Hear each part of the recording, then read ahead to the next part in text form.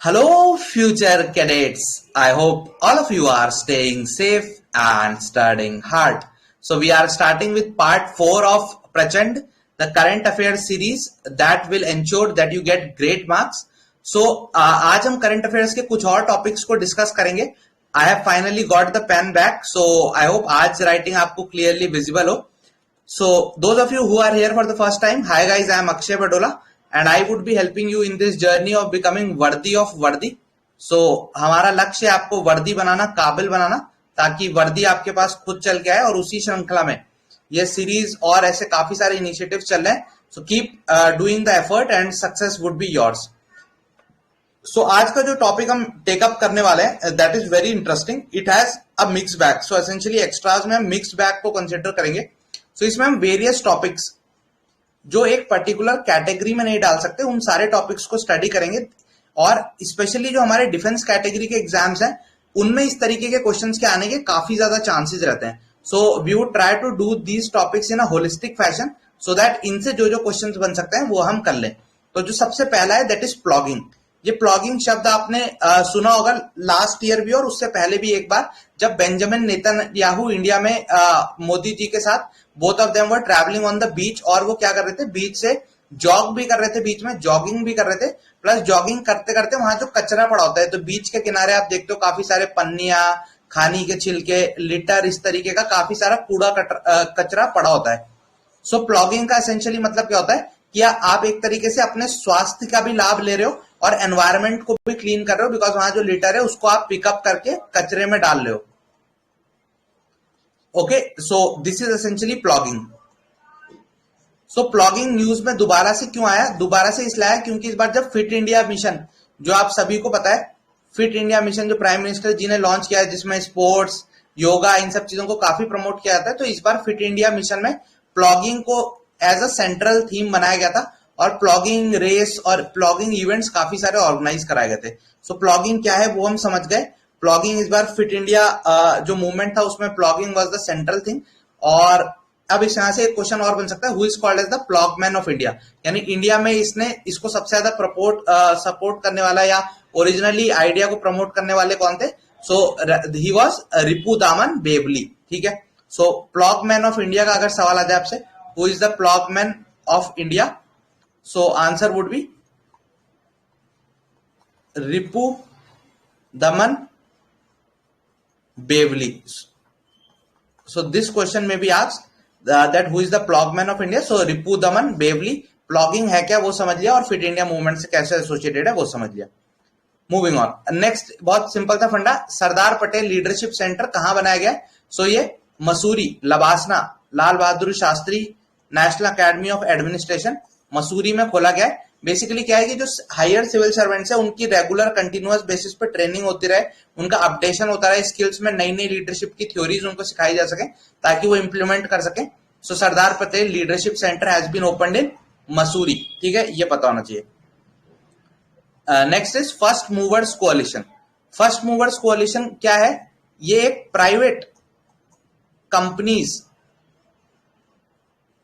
की एक एसोसिएशन है, यानी लूज कोalition है.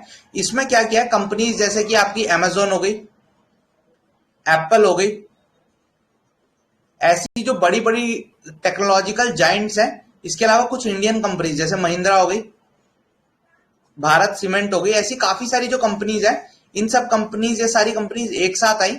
कब आई एक साथ? COP26 summit, conference of parties 26 जो ग्लासगो में हुई थी, उसमें ये सारी कंपनीज एक साथ आई और इन्होंने बोला कि हम ऐसी टेक्नोलॉजी अडॉप्ट करेंगे which is zero carbon emitting, eventually net zero carbon emissions को अचीव करने वाली टेक्नोलॉजी को हम अडॉप्ट करेंगे. और इसको फिर COP26 में इन्होंने माना, एक्सेप्ट किया और इस चीज को प्रमोट करने के लिए ताकि और कंपनियों तक भी टेक्नोलॉजी फाइनेंस पहुंच सके, इन सारी कंपनीज ने मिलकर फर्स्ट मूवर्स कोalition बनाया. और इसमें वर्ल्ड इकोनॉमिक फोरम ने भी इसकी हेल्प किया और यूएन के जो यूएस के जो स्पेशल एनवाई है ऑन क्लाइमेट चेंज, उन्होंने भी एक इंपॉर्टेंट रोल प्ले किया. नाम उनके नहीं इंपॉर्टेंट है, तो जस्ट याद करना है फर्स्ट मूवर्स कोalition क्या है.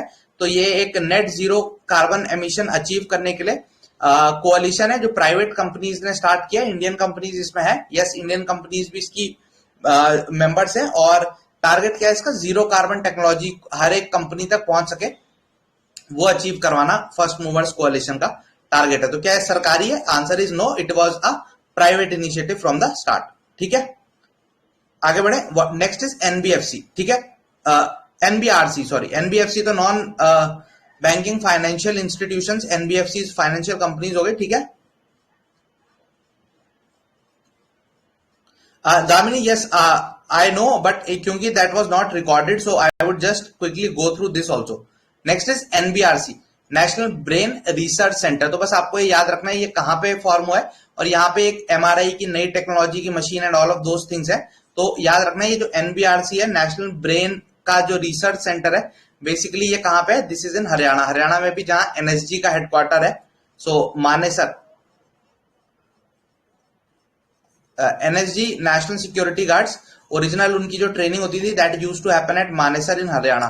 सो वहीं पे ये नेशनल ब्रेन रिसर्च सेंटर है, एनबीआरसी, और यहाँ पे one of the most sophisticated first in India MRI facility आई है। तो बस लोकेशन याद करेंगे एनबीआरसी की। ठीक है, नेक्स्ट है क्रिएटिव सिटी। तो ये क्रिएटिव सिटी का टैग कौन देता है? सबसे पहली बात, इसका टैग देता है यूनेस्को, यूनाइटेड नेशंस एजुकेशनल, ये वाली जो ऑर्गेनाइजेशन है। इसका हेडक्वार्टर कहाँ है? कमेंट करके बताना, यूनेस्को का headquarter. Important question for AFCAT and coast guard type papers. ठीक है, तो क्रिएटिव सिटी का टैग कौन देता है? यूनेस्को देता है। ठीक है, पहली चीज। क्रिएटिव सिटी का मतलब क्या है? इसमें एसेंशियली उन सिटीज को आइडेंटिफाई किया जाएगा जिन सिटीज की जो फोक आर्ट है, फोक आर्ट में क्या, जैसे वहां का जो लोकल म्यूजिक है, जो लोकल डांस है, वो बहुत ही यूनिक है। वहां की जो हैंडीक्राफ्ट है, लोकल इंडस्ट्री, जैसे कहीं पे कुछ साड़ी यूनिक टाइप की बनाई जाती है, कहीं पे कुछ पेंटिंग यूनिक टाइप की होती है, उस तरीके का जो वहाँ हैंडीक्राफ्ट का काम है वो बहुत यूनिक है। और उसी को प्रोटेक्ट करने के लिए, उस सिटी की जो क्रिएटिव स्पिरिट है उसको प्रोटेक्ट करने के लिए यूनेस्को उसको क्रिएटिव सिटी का टैग देता है। तो क्या इंडिया की भी कोई सिटी क्रिएटिव सिटी घोषित है? हाँ, बहुत सारी सिटी घोषित है, लेकिन रिसेंटली कौन सी सिटी को घोषित किया गया? श्रीनगर। सो इस साल कौन सी इंडिया की सिटी को घोषित किया गया? श्रीनगर को घोषित किया गया एज अ क्रिएटिव सिटी। और भी क्या सिटीज है? हाँ, इससे पहले आप देखोगे तो 2019 में Varanasi, all these cities have already been given this tag. Varanasi, Jaipur, Chennai, ठीक है, इन सबको पहले टास्क दिया गया। अभी वाली जो क्रिएटिव सिटी श्रीनगर को कहा है, that is for crafts and its folk art, उसके लिए। ठीक है, जैसे मुंबई है तो उसको फिल्म्स के लिए बहुत पहले दिया गया था, हैदराबाद को उसके फूड के लिए दिया गया था, तो अभी इस बार किसको दिया गया? श्रीनगर को, किसके लिए? उसके क्राफ्ट्स एंड फोक आर्ट के लिए। ठीक है, और यूनेस्को के साथ जो भी मिनिस्ट्री का काम होता है वो हमेशा इंडिया की मिनिस्ट्री ऑफ कल्चर देखती है। तो that is again related to it. तो बेसिकली क्रिएटिव सिटी रिसेंट किसको मिला? श्रीनगर। क्रिएटिव सिटी का फंडा क्या है वो देख लिया, किस कैटेगरी में मिला है, फोक आर्ट वाली, वो देख लिया। नेक्स्ट इंपॉर्टेंट मुद्दा है सेला टनल। सेला टनल क्या है? ये वर्ल्ड की लार्जेस्ट बाई वे टनल, यानी 2 वे टनल जो बनी है, वो है कहां पे लोकेटेड है? सेला पास, जो अरुणाचल प्रदेश में है, वहां पे लोकेटेड है, अरुणाचल में, सेला पास के पास। असेंशियली ये क्यों इंपॉर्टेंट है? बिकॉज असम का जो गुवाहाटी है उसको ये लिंक करती है किससे? अरुणाचल प्रदेश के। So it is linking Guwahati in Assam to Tawang in Arunachal Pradesh. Tawang in Guwahati से तवांग इन अरुणाचल प्रदेश को लिंक करती है Sela tunnel. Largest byway tunnel है। और कौन बना रहा है इसको? Border roads organisation, ministry of defence के अंदर जो होती है बॉर्डर रोड्स ऑर्गेनाइजेशन, वो इसको बना रही है। और बॉर्डर रोड्स ऑर्गेनाइजेशन का ये प्रोजेक्ट, जिसके अंदर ये इस तरीके का कंस्ट्रक्शन वर्क करती है, उस प्रोजेक्ट का नाम क्या है? प्रोजेक्ट वर्तक। तो एग्जाम में ये डायरेक्ट क्वेश्चन भी आ सकता है कि प्रोजेक्ट वर्तक क्या है और किसका है? तो बॉर्डर रोड्स ऑर्गेनाइजेशन का प्रोजेक्ट, और इसके अंदर क्या करती है बॉर्डर रोड्स ऑर्गेनाइजेशन? इस तरीके के टनल्स, पासेस, माउंटेन रोड्स, इन सब का कंस्ट्रक्शन करती है। सेला टनल कहाँ लोकेटेड है? अरुणाचल प्रदेश के तवांग को रीच कर रही है, कहां से? गुवाहाटी से। और ये वर्ल्ड का लार्जेस्ट बाईवे टनल, यानी इसमें दोनों तरफ से एक एक फॉर्च्यूनर आप चढ़ा सकते हो ताकि अरुणाचल में भी टूरिस्ट आए। ठीक है, ओके। सो बीसीटी रोड है उस रोड का नाम, इसकी लेंथ कितनी है, all of those things is not important. Important है भी, तो since we wouldn't be able to remember, तो आई वुड स्किप दैट। ठीक है, कि 300 किलोमीटर से ज्यादा है या 1400 फीट की 14,000 फीट की हाइट पे, again since we wouldn't be able to remember, I would just skip it. ठीक है, देख के बता दूंगा, देखो कि 13,800 फीट है। वो जो प्रेशर बनाने वाली वीडियोज होंगी वो जरूर बताएंगे 13,800 फीट है इसकी हाइट, और ये इतने किलोमीटर 317 या 316.25 किलोमीटर है. Again I wouldn't be telling you all those. Why? Because I know I wouldn't be able to remember it in the exam hall. तो इसलिए अपने माइंड पे प्रेशर बनाने का कोई फायदा नहीं है with things that you are not able to remember. ठीक है, सो कम पढ़िए, सही पढ़िए. Next is Antarctica. एंटार्क्टिका क्यों न्यूज में आया था? देखो, एंटार्क्टिका में इंडिया के 2 रिसर्च सेंटर्स हैं. सबसे पहले तो ये पता होना चाहिए, भारती और मैत्री. कौन सी मिनिस्ट्री के अंदर आते हैं ये? MOES, ministry of earth sciences जो है, MOES, उसके अंदर ये दोनों आते हैं, भारती और मैत्री. ठीक है, और एंटार्क्टिका में क्यों न्यूज में है? बिकॉज इंडिया ने एक और एक्सपीडिशन भेजा है यहाँ पे एंटार्क्टिका में टू गो एंड स्टडी की क्या परफॉर्मेंस है, क्लाइमेट चेंज, ग्लेशियर्स कैसे मेल्टिंग हो रही है, ऑल ऑफ दोस थिंग्स. तो बस यहाँ इंपॉर्टेंट है, भारती, मैत्री, और कौन सी मिनिस्ट्री के अंदर आता है? MOES के अंदर आता है. ठीक है. अच्छा, यहां से एक स्टैटिक का क्वेश्चन आपके एफकैट के लिए बन सकता है. Who was the first person to reach Antarctica? First person जो एंटार्क्टिका पहुंचा, who was that person? Okay. Next है रिजैंगला मॉन्यूमेंट.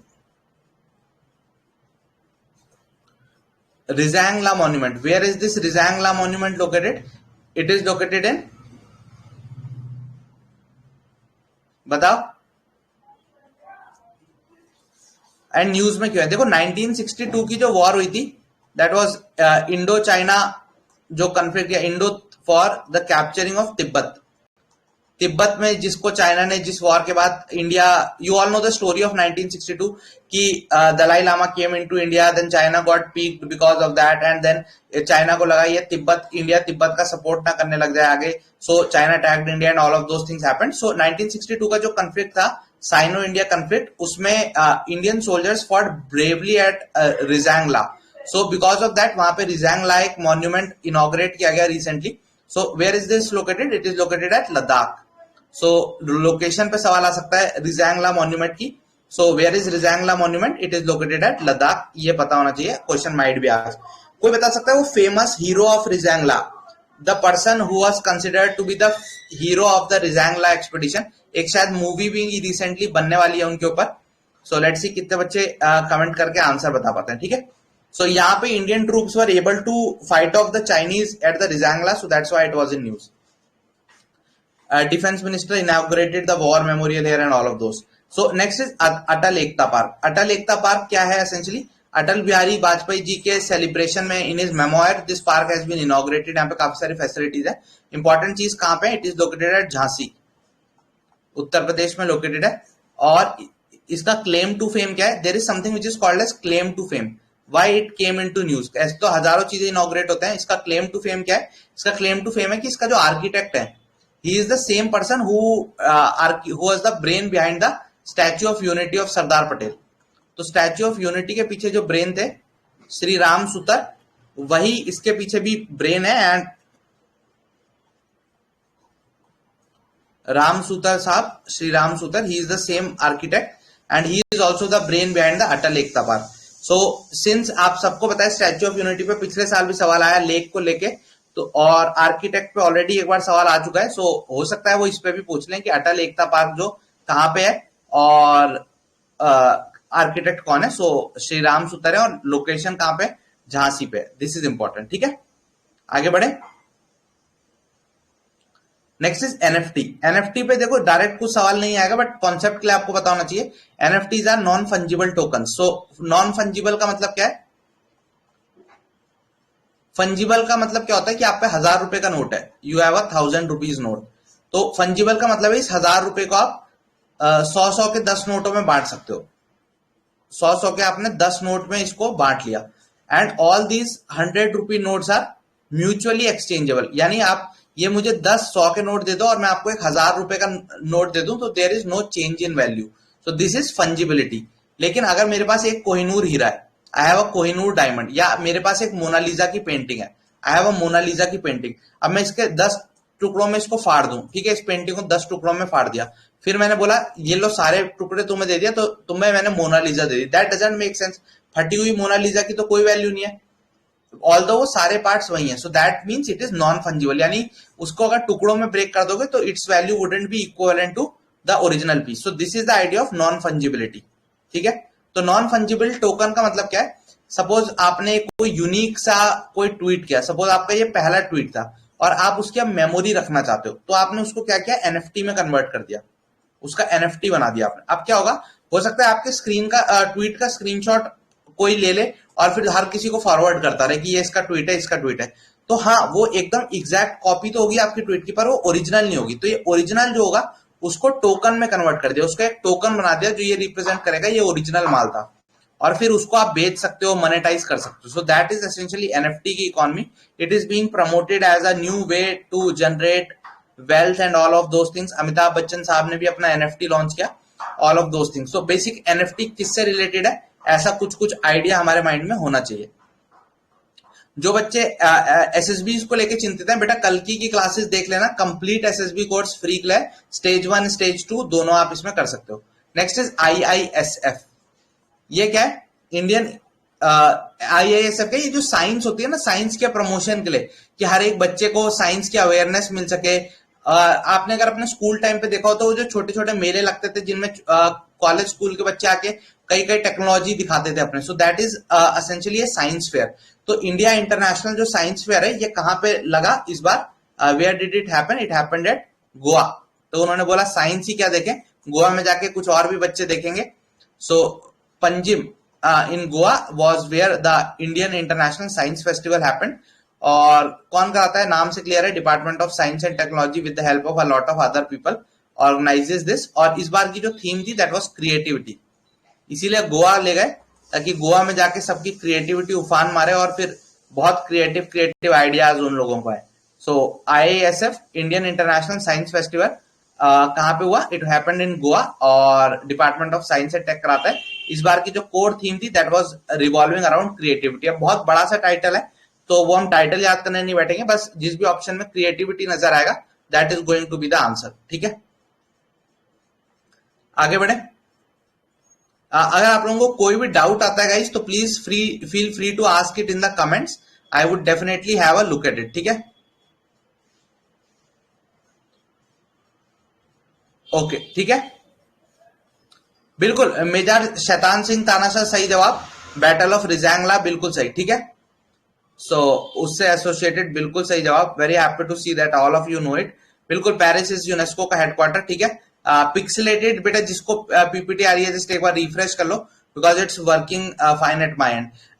पारिता बस इतना समझो, नॉन फंजिबल टोकन का जो आइडिया है दैट इज दैट अगर आपके पास कोई चीज है, सपोज मैं आपको एक मोनालिसा दे दूं, ठीक है, मैंने आपको ओरिजिनल मोनालिसा की जो पेंटिंग है वो दे दी, तो उसकी वैल्यू बहुत ज्यादा है। अब कल को मैं उसकी फोटोकॉपी कर करके आपको दे दूं तो क्या उसकी सेम वैल्यू होगी? ओरिजिनल मोनालिसा और डुप्लीकेट मोनालिसा की क्या सेम वैल्यू होगी या नहीं होगी?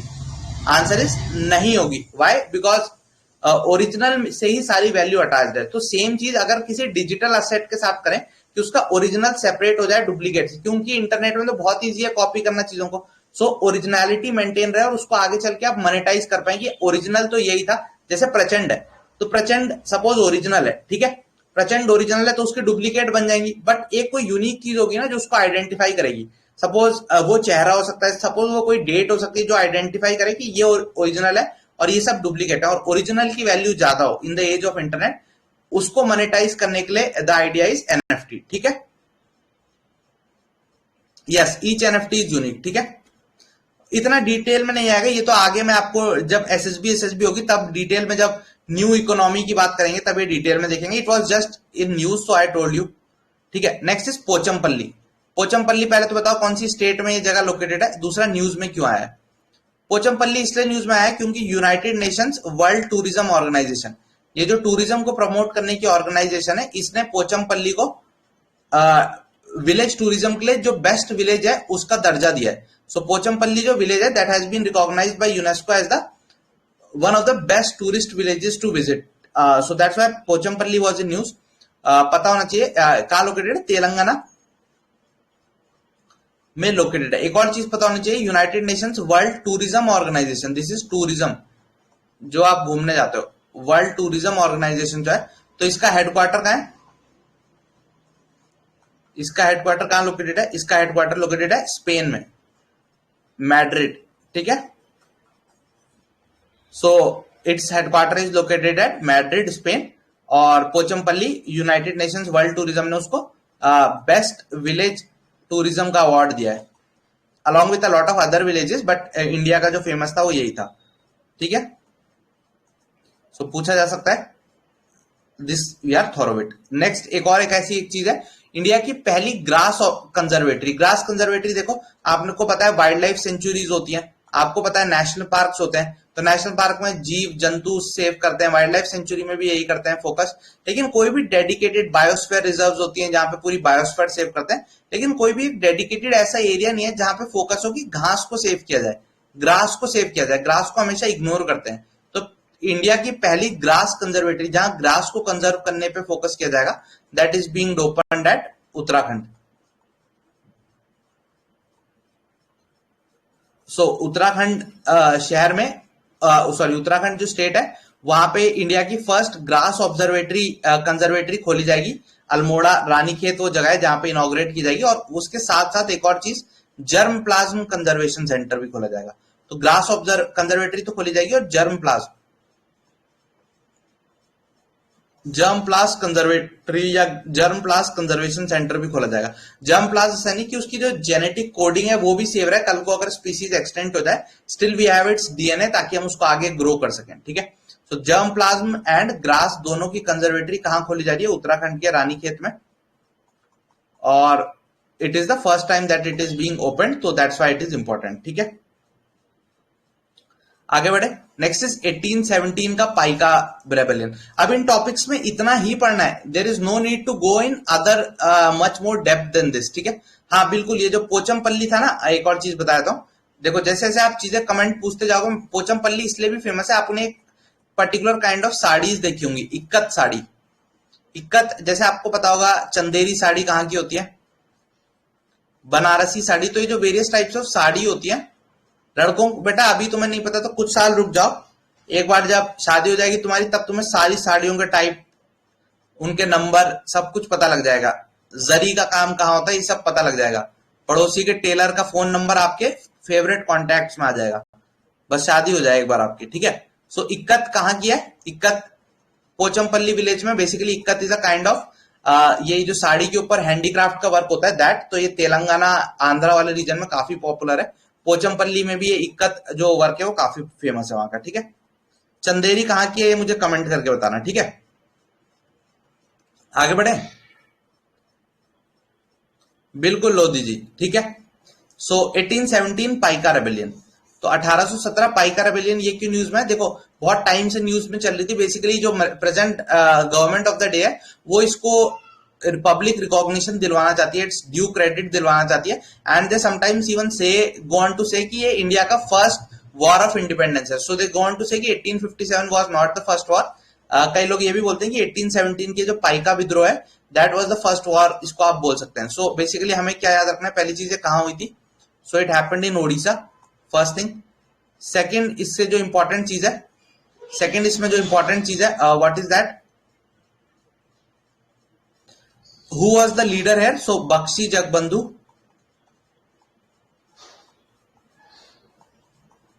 Bakshi Jagbandhu was the leader. And third important चीज इसमें क्या है, ये पाइका रेबेलियन किस लिए था? बेसिकली वहां लैंड, एग्रीकल्चर, इन पे जो टैक्सेस थे वो ब्रिटिशर्स बहुत ज्यादा इन्वॉल्व करते थे। जो वहां पे पुराने जमींदार थे उनको वहां से हटाया जा रहा था। ट्राइबल्स ने आके भी इसमें ब्रिटिशर्स के अगेंस्ट फाइट किया। तो basically peasants and tribals both combined their forces. Peasants और ट्राइबल्स जो थे दोनों ने कंबाइन की अपनी फोर्सेस और ब्रिटिशर्स के अगेंस्ट रिवोल्ट किया। So that was the Paika विद्रोह। तो इस पे सवाल आ सकता है बिकॉज अब रिसेंटली इसको एनसीईआरटी में भी एज अ बॉक्स ऐड किया गया था। देयर आर हाई चांसेस, तो इस पे क्वेश्चन आ सकता है। ठीक है, 1817 याद रखना है, ये वाला ईयर याद रखना है, इसीलिए मैंने स्पेसिफिकली लिखा है। ठीक है, okay, because there are chances कि इस पे क्वेश्चन आएगा। एनसीईआरटी में तक इसको इंक्लूड कर दिया तो बहुत इंपॉर्टेंट हो गया ना। Next is nano urea. Nano urea पहले आपको पता होना चाहिए क्या है। ये इफको जो एक हमारे यहाँ फार्मर्स कोऑपरेटिव है ना, Indian farmers fertilisers cooperative organisation, farmers की फर्टिलाइजर को लेके कोऑपरेटिव है इफको। तो इफको के द्वारा ये नैनो यूरिया, ये वर्ल्ड का फर्स्ट नैनो यूरिया है, world's first nano urea. Nano urea मतलब क्या, देखो यूरिया के इसमें जो कण है वो नैनो पार्टिकल के साइज के हैं, that is nano particle basically means 10⁻⁻⁹ metre इस साइज के इसके पार्टिकल्स हैं। तो उसकी वजह से क्या है, ये इजीली एब्जॉर्ब हो जाएगा सॉइल में, और इसीलिए क्या होगा, इसकी यूरिया की वेस्टेज कम होगी। यूरिया की वेस्टेज कम होगी तो उससे क्या होगा, देखो इंडिया का जो यूरिया बनता है उसके लिए आपको नाइट्रोजन जैसी गैसों को इंपोर्ट करना पड़ता है, a lot of the things have to be imported, so इससे हमारा इंपोर्ट बिल कम होगा, तो उससे फॉरेन रिजर्व बढ़ेगी, ऑल ऑफ दोस थिंग्स। और यूरिया की वेस्टेज भी कम होगी, बिकॉज यूरिया जब रन ऑफ हो जाता है सरफेस में, आपने काफी ज्यादा यूरिया छिड़क दिया, वो सारा तो प्लांट एब्जॉर्ब करेगा नहीं, और नॉर्मल यूरिया तो वो बह के चला जाएगा, और बह के चला जाएगा तो वो एक चीज कॉज करता है which is called as eutrophication, और उसकी वजह से काफी सारी हमारी लेक्स जो है वो डेड होती जा रही है, so it leads to death of lakes, eutrophication. So because of all these things IFFCO का ये जो नैनो यूरिया है जो वर्ल्ड में भी पहली बार बना गया है, that's why it is in news. तो नैनो यूरिया क्या है, क्या उसके एडवांटेजेस हैं, ये इंपॉर्टेंट है, we should be thorough with this, ठीक है। दिस मच इज क्लियर, इसमें कोई doubt, if you have any doubt in this please ask, this is the question that may be asked, ठीक है। आगे बढ़ते हैं, yes. Next is operation Devi Shakti. So I thought this last time also, but question नहीं आया, तो हो सकता है इस बार आए। ऑपरेशन देवी शक्ति ये बेसिकली इस बार आएगा तो मैट्रिक्स में आएगा, बिकॉज एक और ऑपरेशन आ गया, तो हो सकता है कंफ्यूज करने के लिए देते हैं। ऑपरेशन देवी शक्ति क्या था, अफगानिस्तान में जो स्ट्रैंडेड इंडियंस थे, फंसे हुए इंडियंस थे, उनको बचा के वापस लाके सेफली घर पहुंचाने के लिए जो ऑपरेशन था, जो लॉन्च किया गया था, उसको जो ओवरऑल नाम दिया गया था, दैट वाज ऑपरेशन देवी शक्ति, ठीक है। सिमिलरली जो रिसेंट अभी चल रहा है, that is so much in news, that is operation Ganga, जिसमें यूक्रेन में जो लोग फंसे हुए हैं उनको वापस कंट्री तक लेके आने के लिए जो मिशन है, दैट इज ऑपरेशन गंगा। तो यूक्रेन से स्टूडेंट्स को इवैक्यूएट करने का जो मिशन है, दैट इज ऑपरेशन गंगा। अब इसमें ये याद नहीं रखना कि डॉनबास रीजन से उनको एक्सक्यूट किया या खारकीव से बचाया, again you are not a military strategist, ठीक है। उनके लिए बहुत अच्छा है जो इस पे 1-1 घंटे के एक्सप्लेनर्स बना रहे हैं, बिकॉज उनकी रोजी रोटी के लिए एक नया मसाला मिल गया। I have told you this in the past also, I would tell you 100 times more कि उनको तो कंटेंट चाहिए, उनके लिए ये बहुत अच्छी चीज है कि ऐसी चीजें हो रही है, बिकॉज उनको मसाला मिलता रहता है 2-2 घंटे उस चीज पे चर्चा करने का। हमें याद रखना है कि हमारे एग्जाम में एट मोस्ट क्या आएगा, एक एमसीक्यू आएगा, ऐसा तो नहीं है वो आपसे यूक्रेन रशिया कंफ्लिक्ट पे पूरा पेपर पूछ लेगा। So don't waste your time in all those unnecessary stuff, पढ़ाई पे ध्यान दो, अभी भी 10, 15, 20 दिन बचे हुए हैं, इन सब फालतू की चीजों पे ध्यान मत दो, अभी भी एग्जाम निकल सकता है। Don't unnecessarily waste time on things that are not relevant for exam, ठीक है। सो बस इतना ही याद कर लिया, ऑपरेशन गंगा बहुत है। अब यूक्रेन पे क्वेश्चन यही आएगा, ये नहीं पूछेगा वो उसमें कि कितने मरे इस दिन क्या हुआ, जेलेंस्की ने क्या कहा, पुतिन की फ्लावर है फायर नहीं, all of those nonsense, just avoid them like plague, ठीक है। Next is 70th Miss Universe. So after a long time the crown finally came back to India. So first thing, इस बार का जो Miss Universe था, where it was happening in Israel. Israel was the host this year. Elliot islands, Elliot is a place in Israel. It opens up into the, so it is the only port of Israel that opens on the eastern side of Israel. तो वहां पे ये event चल रहा था, और कौन जीती, वी ऑल नो, चंडीगढ़ की कुड़ी Harnaaz Sandhu von this miss universe title, तो पता होना चाहिए। बट ये भी कुछ फैक्ट्स आपको एफकैट और कोस्ट गार्ड के लिए पता होना चाहिए। Who was the first Indian to win the Miss Universe? So it is Sushmita Sen madam. फिर सुष्मिता सेन जी के बाद Lara Dutta won it, and then recently Harnaaz Sandhu has won it, ठीक है। अच्छा, मुझे कमेंट करके बताना लारा दत्ता के हस्बैंड। अब आप पूछोगे सर आपको उनके पति में क्या इंटरेस्ट? बेटा मुझे नहीं, पूरे राष्ट्र को इंटरेस्ट है उनके हस्बैंड में, तो कौन है जरा कमेंट करके बताना, ठीक है। बिल्कुल ठीक है, ओके ठीक है। Excuse me.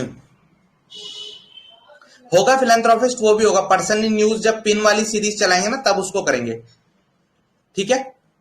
बेटा महेश भूपति और लिएंडर पेस दोनों को पति मत बनाओ यार, ऐसी काम मत करो, दोस्ती में दरार पैदा हो जाएगी, ठीक है। Next is Durga Puja. ये क्यों न्यूज में? देखो यूनेस्को एक और लिस्ट निकालता है, तो एक क्रिएटिव सिटी देखी थी यूनेस्को की, एक और जो ज्यादा फेमस लिस्ट है that is intangible cultural heritage, यानी अमूर्त रूप की कोई चीज। अमूर्त यानी जिसको आप सिर्फ फील कर सकते हो, फिजिकली टच और ये नहीं कर सकते। जैसे सपोज मैं बोलूं प्यार, तो प्यार को आप टच, वैसे अपने प्यार को तो कर सकते हो, बट जो इमोशनल प्यार है उसको आप टच नहीं कर सकते, तो दैट इज इंटेंजिबल। जैसे बिटकॉइंस है तो उनको आप टच नहीं कर सकते, दे आर इंटेंजिबल, ठीक है। तो इंटेंजिबल कल्चरल हेरिटेज एक एरिया की प्रोटेक्ट करने के लिए यूनेस्को की इंटेंजिबल कल्चरल हेरिटेज लिस्ट आती है। और इसमें रिसेंटली इंडिया की तरफ से जो चीज ऐड की गई है दैट इज दुर्गा पूजा। कहां की? जहां की सबसे फेमस है दुर्गा पूजा के पंडाल कैलकाटा के। सो दुर्गा पूजा कोलकाता की has recently been added into the UNESCO की इंटेंजिबल कल्चरल हेरिटेज की लिस्ट। इसके अलावा भी पुराने आप देखोगे तो काफी सारे हैं। योगा, एक पारसी का न्यू ईयर होता है, नवरोज, उसके अलावा जैसे रम्मान फेस्टिवल उत्तराखंड में होता है, कलबेलिया डांस, ऐसे काफी सारे पुराने भी है राजस्थान का। सो काफी सारे पुराने भी है इंटेंजिबल कल्चरल हेरिटेज। सो उसमें इंपॉर्टेंट चीज ये है कि रिसेंटली किसको ऐड किया गया, तो recently this Durga Puja of Calcutta has recently been added as the UNESCO का intangible cultural heritage. So now India has 14 of these intangible cultural heritage. ठीक है, आगे बढ़े। आप लोगों को किसी भी स्टेप में कुछ डाउट आता है please feel free to ask it. Next is RATS. What is RATS? RATS is, देखो there is this organization Shanghai cooperation organization. India इसका मेंबर है क्या? Yes, India is a member. Pakistan इसका मेंबर है क्या? Yes, Pakistan is a member. China member है क्या? Yes, China is a member. और रशिया मेंबर है क्या? कमेंट करके बताना, ठीक है।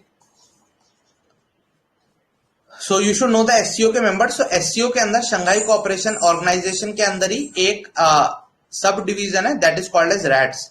Rats is regional anti terrorism structure, यानी इन सारे रीजन में टेररिज्म की एक्टिविटीज को कैसे रिड्यूस किया जाए उसको फोकस करने के लिए ये एक अंदर इनिशिएटिव है, रीजनल एंटी टेरर स्ट्रक्चर। तो इसकी जो प्रेसिडेंटशिप है, इसकी जो अध्यक्षता है वो रिसेंटली किसको मिल गई है? It's India has been made its president, ठीक है। So that's why RATS is important, किस बॉडी के अंदर आता है वो हमने देख लिया, और उसकी अध्यक्षता इंडिया को मिली है ये हमने देख लिया, ठीक है। आगे बढ़ते हैं। नेक्स्ट इज श्री अनुपम रे। तो हमने पुरानी क्लास में अगर जिसने देखा था, हमने देखा था टी.एस. तिरुमूर्ति वॉज यूनेस्को में इंडिया के परमानेंट रिप्रेजेंटेटिव, ठीक है। सॉरी, यूनाइटेड नेशंस में इंडिया के परमानेंट रिप्रेजेंटेटिव थे टी.एस. तिरुमूर्ति। सिमिलरली एक और बॉडी है दैट इज यूनाइटेड नेशंस का कॉन्फ्रेंस ऑन डिसआर्ममेंट। डिसआर्ममेंट से मेरा मतलब क्या है? UN conference on disarmament. जैसे जो न्यूक्लियर वेपन्स है ना, दुनिया का जो न्यूक्लियराइजेशन हुआ है उसमें यूएन की एक बॉडी है COD, conference of disarmament, Geneva based organisation है। उसका ये टारगेट होता है कि कैसे जो दुनिया में न्यूक्लियर बॉम्ब्स का प्रोलिफरेशन हो चुका है वेपन्स का, उसको कम किया जाए। सो यूनाइटेड नेशंस की कॉन्फ्रेंस ऑन डिसआर्ममेंट होती है, कहां पे होती है? जिनीवा में, यूरोप में। तो वहां पे इंडिया के जो नए परमानेंट रिप्रेजेंटेटिव है श्री अनुपम रे, ठीक है। तो अनुपम रे United Nations conference on disarmament में इंडिया के नेक्स्ट परमानेंट रिप्रेजेंटेटिव है। सो क्वेश्चन में बी आस्क्ड, ठीक है। ओके, ठीक है, आगे बढ़े। नहीं, हर कंट्री यूक्रेन से अपने लोगों को, again all of that don't fall for those news यार, कि ये अगेन यूक्रेन जितना मीडिया दिखा रहा है उतना इंपॉर्टेंट हमारे एग्जाम के पॉइंट ऑफ व्यू से अभी नहीं है। सिर्फ एक ही क्वेश्चन आएगा एटमोस्ट, ऐसा नहीं है कि पूरा पेपर यूक्रेन से आएगा। तो इंडिया के ऑपरेशन का नाम यूक्रेन से स्टूडेंट्स को निकालने का ऑपरेशन गंगा है, तो पाकिस्तान का क्या होगा? इजिप्ट का क्या होगा? वैसे तो पाकिस्तान ने निकाला नहीं निकाला that is question mark, but don't fall for all this kinds of, don't do this hair splittery, मतलब बाल की खाल उतारने का इन पॉइंट्स पे कोई लॉजिक नहीं है, ठीक है। आगे बढ़े। तो इसीलिए इतना ही पढ़ना है। देखो पढ़ाना वो सब चीज बहुत आसान है, बहुत ही ज्यादा, 2-2 घंटे का कंटेंट भी बनेगा, पैसा ही पैसा आएगा चारों तरफ से टीचर को। बट आपको याद रखना है कि आपको हैशटैग फिर वही यूज करना पड़ेगा। एक हैशटैग बताया ना, पेड कोर्सेज अगर लोगे तो हैशटैग क्या यूज करना है वहां पे? एडिशनल 10% डिस्काउंट के लिए। वीडियो के बाद कमेंट करके बताना कि वो कौन सा हैशटैग यूज करते हैं, ठीक है। सो तिरंगा की भी क्लासेस चल रही हैं, you can attend these classes. Next is Victor Axelsen. ये क्यों इंपॉर्टेंट है, देखो कल भी न्यूज में आ गए थे दोबारा से, बट ये पुराना करंट अफेयर्स है। ये डेनमार्क के बैडमिंटन खिलाड़ी हैं। डेनमार्क की कैपिटल जरा बता दो कमेंट करके। डेनमार्क के बैडमिंटन खिलाड़ी हैं। तो बैडमिंटन वर्ल्ड फेडरेशन जो है उन्होंने इनको प्लेयर ऑफ द ईयर का अवार्ड दिया है 2021 के लिए, और because of his overall throughout the year performance Victor Axelsen.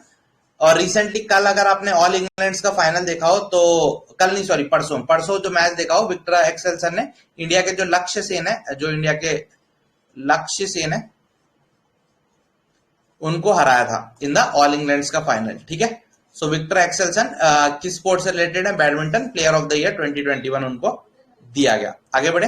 Next is रानी वेल्लू नाचियार। रानी वेल्लू नाचियार क्यों न्यूज में थी, बिकॉज उनको डेडिकेटेड एक मॉन्यूमेंट बना। Who is she is a freedom fighter, और ईस्ट इंडिया कंपनी के अगेंस्ट उन्होंने फाइट किया था, और कौन से एरिया में फाइट किया था, तमिलनाडु में, ठीक है। So these are the few things that we must remember about the rani, ठीक है। Great, so let's move ahead now. बस इतना ही याद करना है। Focusing beyond this again wouldn't yield a good return on investment. जैसे जो शिवगंगा रीजन है ना, शिवगंगा तमिलनाडु का जो रीजन है, वहां की शी वॉज द क्वीन, ठीक है। ओके, नेक्स्ट है ओपन रॉक म्यूजियम। तो इंडिया का फर्स्ट ओपन रॉक म्यूजियम कहां बनाया गया, इंडिया का first open rock museum has been formed at Hyderabad, ठीक है।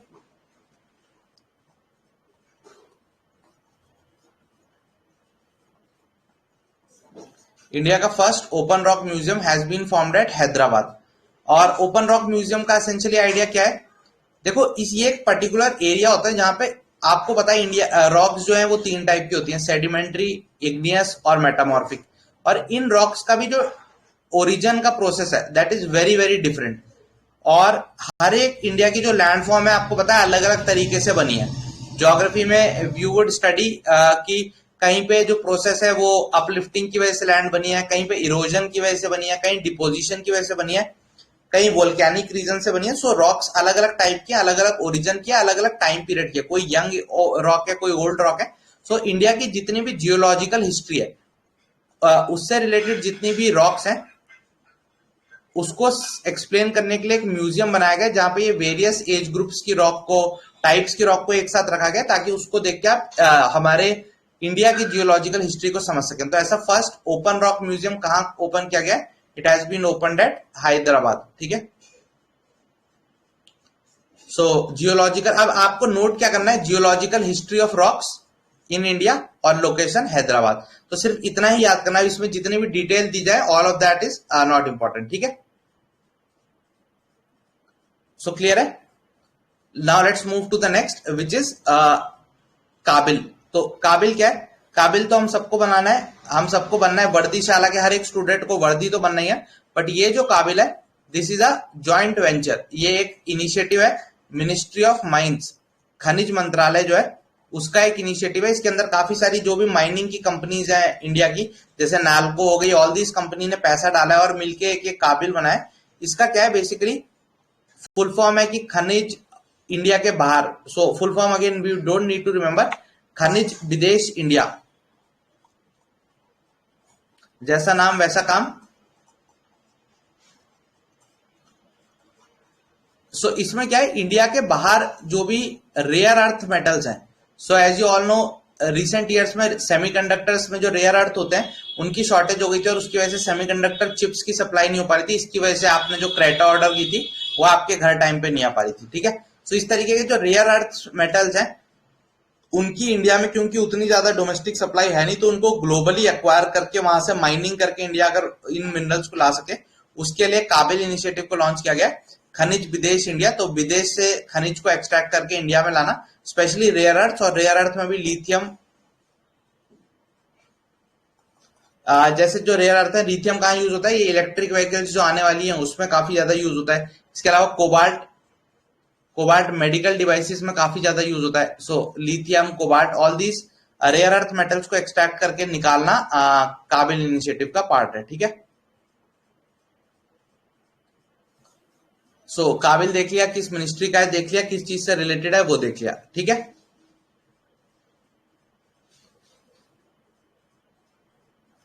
रानी वेल्लू जो थी वो इसलिए न्यूज में थी बेटा कि वहां पे उनके सम्मान में एक मॉन्यूमेंट लॉन्च किया गया था। ठीक है,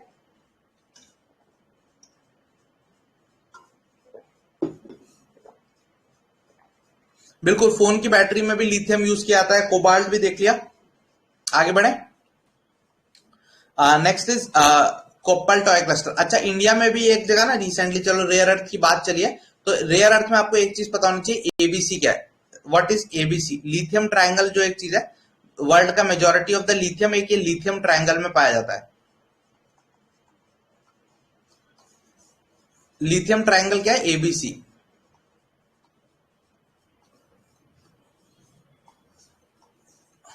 अर्जेंटीना,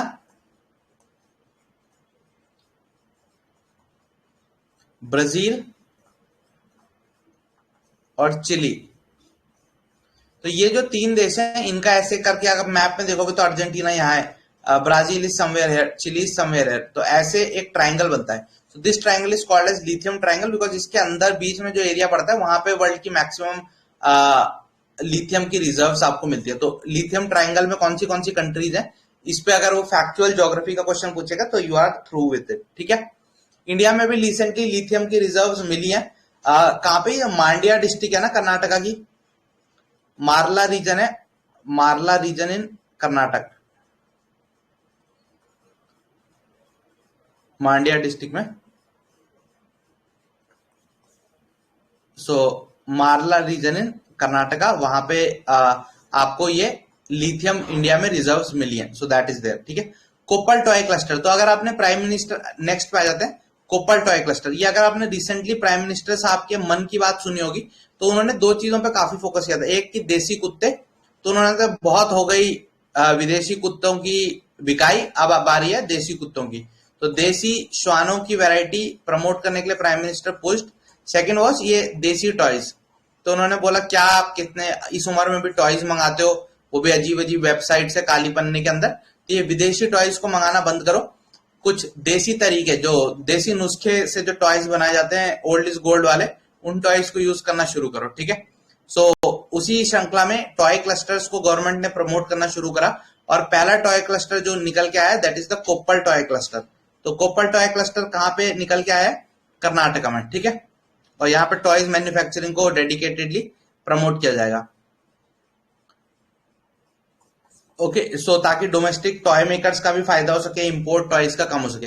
खेलने वाले छोटे बच्चों वाले टॉयज हैं बेटा, उल्टा सुल्टा मत सोचो, दीज आर छोटे बच्चों के टॉयज। ठीक है, गंदी सोच के गंदे बच्चे, these are toys for kids. ठीक है, क्लियर है इतना? कोप्पल टॉय क्लस्टर छोटों के लिए कहां पे? कर्नाटका में बनाया गया फर्स्ट टॉय क्लस्टर जो स्टार्ट हुआ है। तो लोकेशन इंपॉर्टेंट है और काम क्या होना है वो हमने देख लिया। सीटीएम प्लांट, इंडिया का first CTM plant, CTM is coal to methanol. Methanol is what? CH3OH। तो मिथेनॉल इकोनॉमी की तरफ पुश करने के लिए नीति आयोग ने अपना एक डॉक्यूमेंट तक बना दिया, because methanol would be less polluting, उसकी कैलोरीफिक वैल्यू अच्छी रहेगी।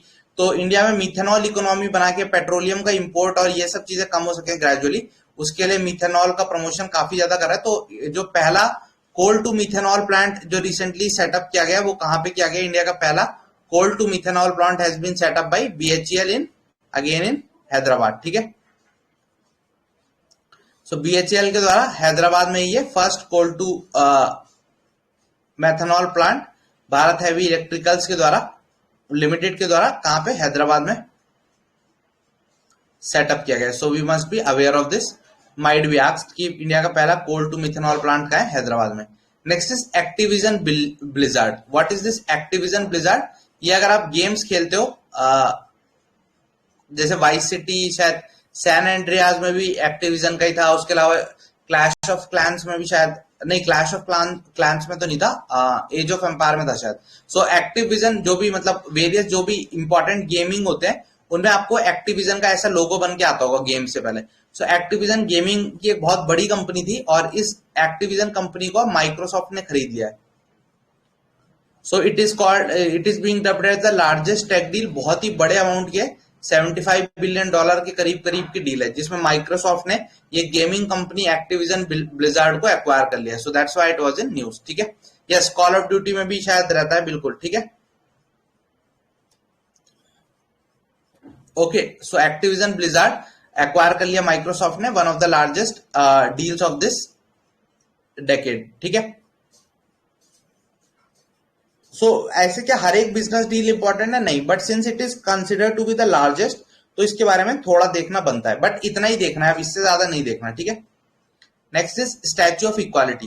तो स्टैच्यू ऑफ यूनिटी आप सभी को पता है, स्टैच्यू ऑफ इक्वालिटी नया बना है। तो सबसे पहले बताना है कहां बना है, where is that, where it has been made. अब जैसे statue of unity Sardar Patel के लिए था, तो ये जो स्टैच्यू ऑफ यूनिटी है ये किनको डेडिकेटेड है?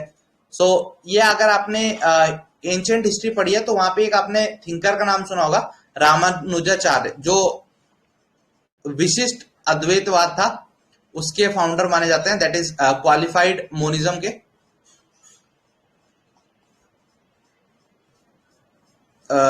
रामानुजाचार्य भक्ति ट्रेंड के ट्रेडिशन के बहुत बड़े सेंट थे। तो रामानुजाचार्य क्योंकि भक्ति सेंट के थे, भक्ति एरा के सेंट है, भक्ति सेंट है। और भक्ति में आप सबको ही पता है भक्ति की कोर वैल्यू क्या है, इक्वालिटी। हाउ भक्ति was different from traditional religiosity, that it focused on equality. इसीलिए स्टैच्यू ऑफ इक्वालिटी भक्ति सेंट श्री रामानुजाचार्य के नाम पे बनाया जा रहा है। कहां पे बनाया जा रहा है? Strangely it is not being made in any of the religious so called religious places, it is being made up at Hyderabad. ठीक है, और यूनिक क्यों है? क्योंकि इसमें जो मेटल यूज किया जा रहा है दैट इज पंचलोहा, पंचलोह बोला जाता है उसको। So it is essentially a mixture concoction of 5 different kind of metals, gold, silver, copper, brass, zinc, all these metals, इनको मिला के जो एक कॉन्कॉक्शन बनाया जा रहा है, उस कॉन्कॉक्शन दैट इज पंचलोहा की वजह से इसको बनाया जा रहा है। और इसमें क्या है, बेसिकली रामानुजाचार्य वही ध्यान की मुद्रा में बैठे हुए सिटिंग पोजीशन में बैठाए गए हैं। और ये अगर आप देखोगे तो सिटिंग पोजीशन में किसी का भी एक जो स्टैच्यू है उसका हाईएस्ट स्टैच्यू आप इसको मान सकते हो। ठीक है,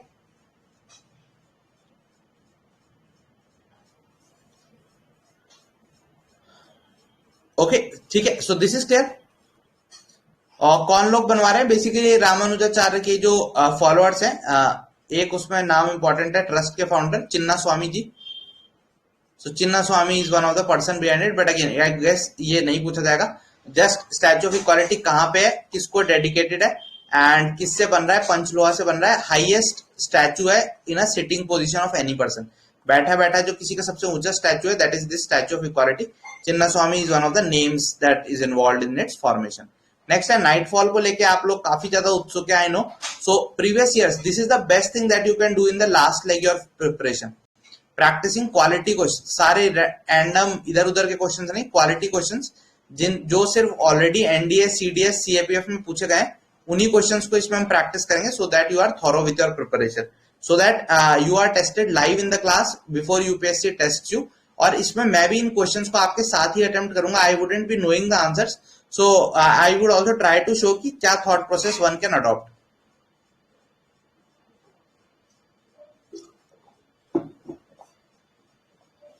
नेक्स्ट इज यूएनडीपी का youth climate champ. So United Nations development programmes ने अपना एक यूथ क्लाइमेट चैंप करके एक इनिशिएटिव लॉन्च किया है। इसमें क्या है बेसिकली कि यूथ में क्लाइमेट चेंज को लेकर अवेयरनेस स्प्रेड की जा सके, तो एक यूथ को पकड़ा जाए। और किसको पकड़ा है उन्होंने? यूट्यूबर जो फेमस है प्राजक्ता कोहली, यूट्यूब के साथ जो टाई अप कर चुके हैं, उनको पकड़ा है। ठीक है, और वो लोगों को अवेयर करवाएंगी। आशा ये है कि youth climate champ Prajakta Kohli अब लोगों को क्लाइमेट को लेके अवेयर करवाएंगी। रिसेंट एक और जो छोटी सी बात आई है कि एयर बैग्स अब सारी सीट्स के लिए मैंडेटरी कर दी जाएंगी in the coming time for all the 6 जो एयर बैग्स हैं, all those would be made mandatory for all cars.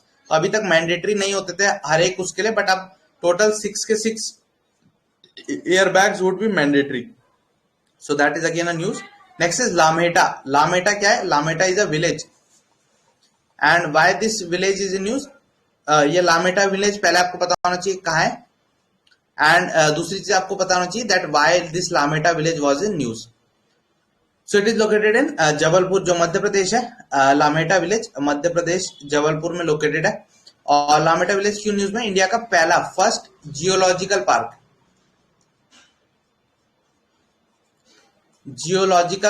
First geological park of India कहां पे बनाया जा रहा है? Lameta village which is in Madhya Pradesh. It is located at Madhya Pradesh Lameta village. ठीक है, this much is clear. Shall I move ahead? इसमें basically क्या है कि यहाँ पे जो फर्स्ट डायनासोर के फॉसिल्स थे वो देखने को मिलेंगे. इंडिया का जो फर्स्ट डायनासोर फॉसिल था ना,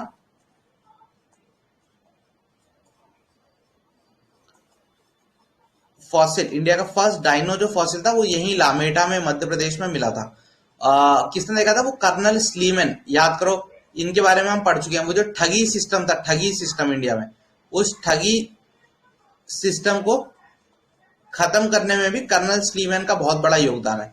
सो दैट इज लम्हेटा विलेज. कहां पे? मध्य प्रदेश में. और क्यों न्यूज में? बिकॉज इंडिया का फर्स्ट जियोलॉजिकल पार्क यहाँ पे फॉर्म किया जा रहा है. ठीक है, this much is clear. Shall I move ahead now? If there is no doubt let's move ahead. Next is आपका इंडिया का फर्स्ट कोर्ट जो कंप्लीटली पेपरलेस हो रहा है.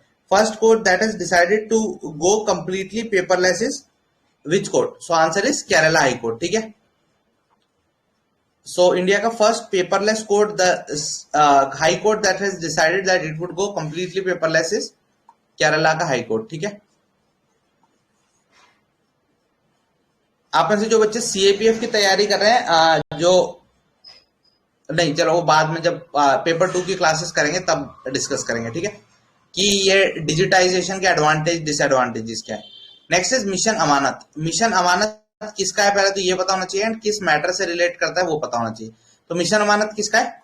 Railway protection force. क्यों बता रहा हूं? देखो, पिछले साल बॉर्डर सिक्योरिटी फोर्स का जो ऑपरेशन सरद हवा है उस पर क्वेश्चन आ गया था.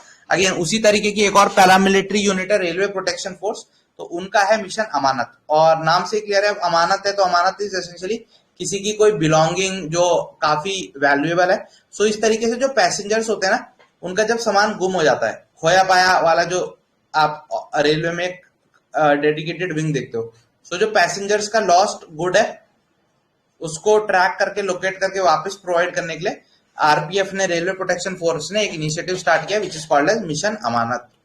ठीक है, तो मिशन अमानत क्लियर हो गया. ओके, ठीक है, आगे बढ़े. इतना क्लियर है? Any doubt till now please ask. So ये वाले फंडे क्लियर हो गए. अब आते हैं कुछ बुक्स पे. तो देखो, बुक्स भी वैसे न्यूज में काफी सारी बुक्स रहती है. क्या हमें सारी बुक्स पढ़नी चाहिए? आंसर इज नहीं. सिर्फ उतनी ही पढ़नी चाहिए जो जिनके एग्जाम में आने के चांसेस है. एफकैट के पेपर में तो फिर भी बुक्स के क्वेश्चन आने के काफी चांसेस रहते हैं. इन दोनों एग्जाम में थोड़ा कम चांस रहता है, but still for the since AFCAT aspirants are also there, so I wouldn't covering these books as well. ठीक है, ये जो इंपॉर्टेंट बुक्स हैं, only those books I have taken. इसके अलावा तो हर साल हर कोई इंडिया में ट्विटर और बुक लिख ही लेता है. ठीक है, सनराइज ओवर अयोध्या, इसको लेके काफी बवाल खड़ा हुआ था because of all the story and things that were said. इस पे नहीं आएगा क्वेश्चन. एक तो ये बहुत ही ज्यादा कंट्रोवर्शियल बुक हो गई थी. दूसरा, it is a book that is from the opposition. Usually such books are not asked. So Salman Rushdie साहब के द्वारा लिखी किताब, सॉरी सलमान खुर्शीद जो माइनॉरिटीज के भी मिनिस्टर है, उनके द्वारा लिखी गई किताब sunrise over Ayodhya, we can safely skip it, wouldn't be asked. Next जो पूछी जाएगी, there are high chances that this would be asked is Lal Salaam. ठीक है, लाल सलाम की एक नॉवल है. कौन इस नॉवल की राइटर है? So this is important because it she is none other than Tulsi, आपके आंगन की स्मृति. ठीक है, स्मृति ईरानी मैडम. ठीक है, honourable member of parliament and minister also. So Smriti Irani madam Lal Salaam नाम से उन्होंने नॉवल लिखी है. ठीक है, सो स्मृति ईरानी की किताब लाल सलाम. Next is resolve uniting Nations in a divided world. तो ये एक तरीके से ऑटोबायोग्राफी है। This is a autobiography of whom? Somebody who has served as UN Secretary General for a long time, south Korea के बान की मून साहब, ठीक है। So again this might be asked. Resolve जो किताब है बान की मून के अपने पर्सनल एक्सपीरियंसेस पे बेस्ड उनकी ऑटोग्राफी है। शटलर्स फ्लिक, देखो सानिया नेहवाल की ऑटोबायोग्राफी पे ऑलरेडी क्वेश्चन आ चुका है। सो सिमिलर थीम है शटलर्स फ्लिक, यानी शटलर जो फ्लिक करता है तो उसके नाम पे जो बुक है who is the author of this, ठीक है।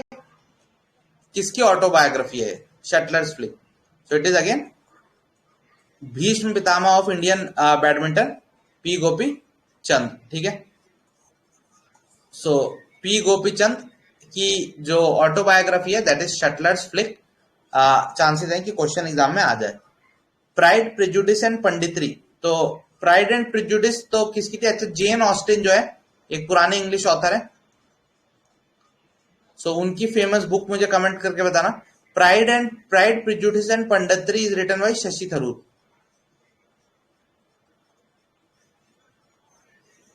सो एक किस्म से इसमें साइको एनालिसिस किया हुआ है पॉलिटिक्स का इंडिया की। Not important really, but since author famous है तो हो सकता है आपसे पूछ लिया जाए। अगर आपने हॉबी में भी अगर एसेस भी लिखा है तो कई बार ऐसा पूछ लेते हैं कि ये जो बुक आई है इसका क्या theme and all of those things. So if you have written reading non fiction और reading books as a hobby, be ready for such questions. Finally bachelor dad, bachelor dad एक और किताब निकल के आई। सो आपको पता है किसकी है? So the person who is acting as a bachelor dad who has single-handedly adopted Tushar Kapoor foster dad, ठीक है। तो बैचलर डैड उनके द्वारा लिखी गई किताब है। So we must be ready with this, okay. आगे बढ़े। If you have any other doubt please let me know so that I can take that question up. Okay, ठीक है। तुलसी, बिल्कुल, हाँ लाल भाई तुलसी भी लिख सकते हो, ठीक है। स्मृति ईरानी मैडम उर्फ तुलसी, सही है। तो bachelor dad Tushar Kapoor clear हो गया। आगे बढ़े। इकोनॉमी भी आज ही कर लें क्या, या ज्यादा हो जाएगा? कल, ओके ओके, कल करेंगे, ठीक है। कल करेंगे, ठीक है, चलो ओके, कोई नहीं कोई नहीं, कल कर लेंगे। कल सुबह का टाइम सेशन ले लूंगा, उसमें कर लेंगे। कल मॉर्निंग आई वुड ट्राई कि 8 के अराउंड एक सेशन कर लूं। सो 8 पे be ready, I might take a session. Just notification check कर लेना, if there is a notification you would get it. So be ready and keep on revising. आज तेज सेशन इसलिए कहते हैं बिकॉज काफी लोग कहते हैं सर काफी स्लो चल रही है क्लास। तो जो बच्चे कह रहे थे कि स्लो चल रही है, आज की पेस बताना सही है क्या, इस पेस पे करें क्या? अगर आप क्लास के साथ साथ नोट बना रहे हैं तो आप एक काम कर सकते हैं, वीडियो को रीप्ले करिएगा। जस्ट रीप्ले द वीडियो और चीजों को जो जितना याद रहा, जैसे टॉपिक दिखा, just try to write whatever you could remember after seeing the video for the first time. फिर दोबारा से वीडियो को अनपॉज करना, जो बताया वो नोट कर लेना, ठीक है। So keep on doing like this. We will meet again tomorrow.